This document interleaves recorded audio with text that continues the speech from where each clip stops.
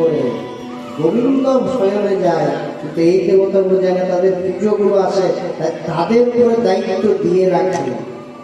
এইবারে কার উপরে দায়িত্ব যায় না, এবারে জন্মাষ্টমী কৃষ্ণের উপরে দায়িত্ব থাকলো যে ত্রিজগতের পাপ পুণ্য তুমি দেখো।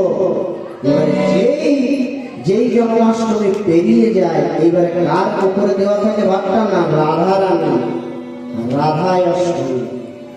এরপরে রাধাও যখন সামালে, তারপরে কি হয়, রাধাষ্টমীর পর হয় জিতা অষ্টমী, যেটা জীবন বাহন বা পরসাদ বলা হয়, সেটা সবাই করে। ওই জীবন বাহনকে দেওয়া হয়। এবারে জীবন বাহনের পর এবার কে নেয়, জীবন বাহনের আগে কিন্তু একজন নেয়, সেটি হলো বড় বিশ্বকর্মা, কিছুদিনের জন্য নেয়। এবার তারপরে কে পায় না, জীবন বাহন পায়।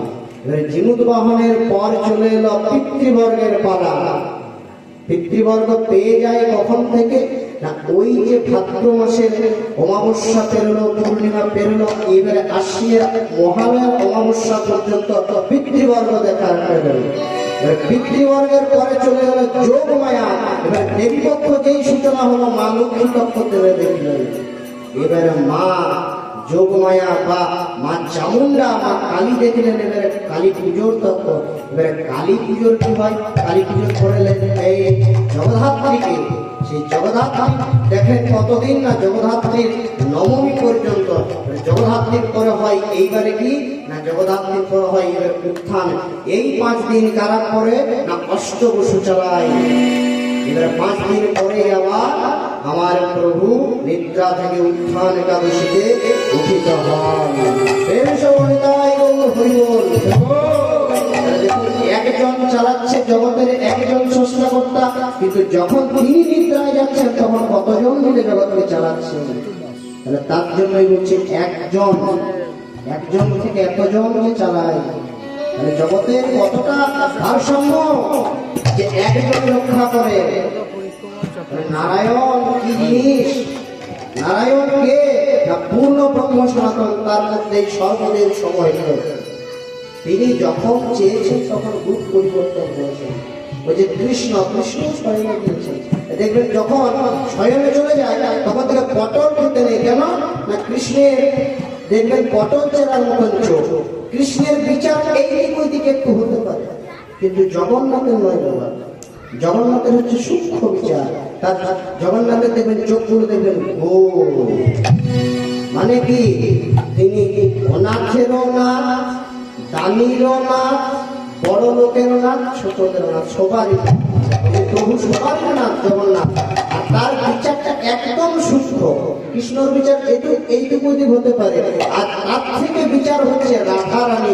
যদি রাধা নামে স্মরণ হতে পারে, তার কিন্তু আর কোনো বিচার হবে না যে আগে জন্মে কি পাপ করেছো, এখন কি পাপ করেছো, সেটা নয়। কৃষ্ণের কাছে গেলে আগে তোমার বিচার করবে, তুমি কি করে এসেছো কলিতে। কিন্তু রাধা রানীর কাছে যখন যাবে, রাধা রানী কি বলে যে আমার কাছে এসেছিস তো এইটাই বড়, আমার কাছে এসেছিস, আমার স্মরণ নিয়েছিস, এইটাই বড়। দেখবেন বৃন্দাবনে রাধা রানীর চরণ ঢেকে রাখে। একটা গুপ্তবন্ধু কেন ঢেকে রাখে তারা?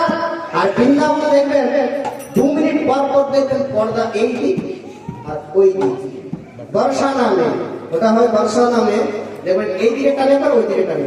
কেন না 2 মিনিট পর টানে। কেন না ওখানে হচ্ছে গোবিন্দ এমন ওই রাধা রানী যে ওই যে যদি কেউ 2 মিনিটের বেশি যদি কেউ তাকিয়ে রয়ে, আর যদি কেউ ভগবানের যদি কেউ দৃষ্টিতে পড়ে যায়, আর ভক্ত যদি ভগবানকে চায় বাবা, সঙ্গে সঙ্গে পিছুতে কৃষ্ণ চলে আসবে। তার জন্য 2 মিনিট অন্তর এই দিকারতি করে। আর রাধারানীর চরণ কেন দেয় না? না রাধারানীর চরণ হচ্ছে এমন যে রাধারানী কৃষ্ণ বিচার করবে, কিন্তু রাধারানীর চরণ যদি কেউ পেয়ে যায় তার আর পুনর্জন্ম হয় না। প্রেমে সে বলুন নিতাই গৌর হরি বল। জয় শ্রী রাধে রাধে।